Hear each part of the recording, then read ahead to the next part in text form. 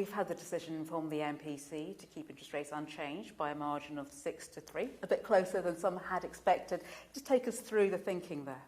So we decided to hold rates at 4.25% today. We have been able to cut rates 4 times over the last year, but given the uncertainty facing the economy, we decided to hold at this event. And one of those uncertainties, of course, are the unfolding events in the Middle East and the impact that could have on the oil price. At what point would that become a concern to you?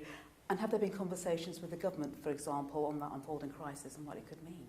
So the events in the Middle East are tragic and they are deeply worrying. As you'd expect, we are monitoring carefully those events and the impact that those will have. We've seen oil prices, for example, increase since the attacks. But we are thinking about and focused on the impacts for UK inflation, and so we're monitoring and carefully assessing those events. And has there been any conversations with government in terms of thinking about the impacts there could be and the actions that might need to be taken? There have been no specific conversations about the impacts for monetary stability or financial stability. I mean, you've had a lot to consider at this meeting, and one of the things that's front and centre in the governor's quote as well is the changes in the labour market. That's right. And when we look at your agent survey, some of them are quite explicit about how this links to policy changes from the government, national insurance, etc., etc. To your mind, what's behind the current weakening of the labour market, the slowing of wage growth? How much of it is down to things like national insurance and national living wage? And how does that tally with your expectations? So we are seeing some broad weakening in the labour market. I mean, this is in line with what we expected and actually quite similar to what we set out in our latest monetary policy report in May. But it's important that we consider those changes, we factor them in. The questions for us are to what extent that weakening in the labour market will feed through into the prices that people are paying. And there seems to be less pass-through in terms of prices, but more of a burden going on to wage growth. Is that fair to say?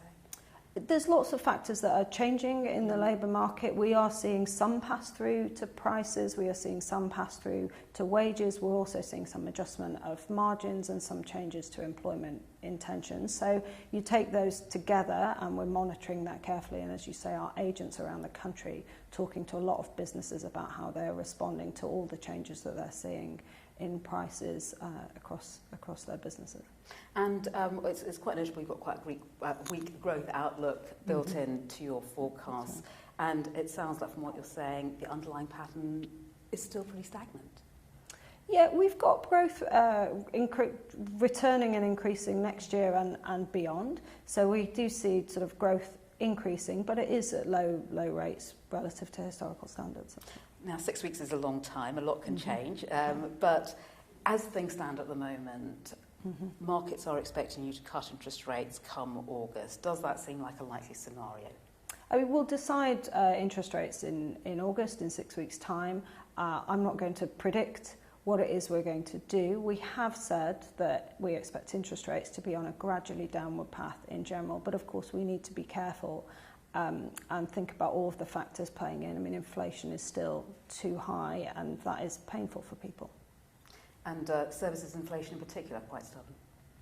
Yeah, we've seen a rise in a number of elements of inflation, actually. You're right, services inflation is proving to be quite sticky, but we've also seen recent rises in energy prices, other regulated prices like transport, like phones, and of course food prices have risen as well, and all of that taken together is obviously difficult for people.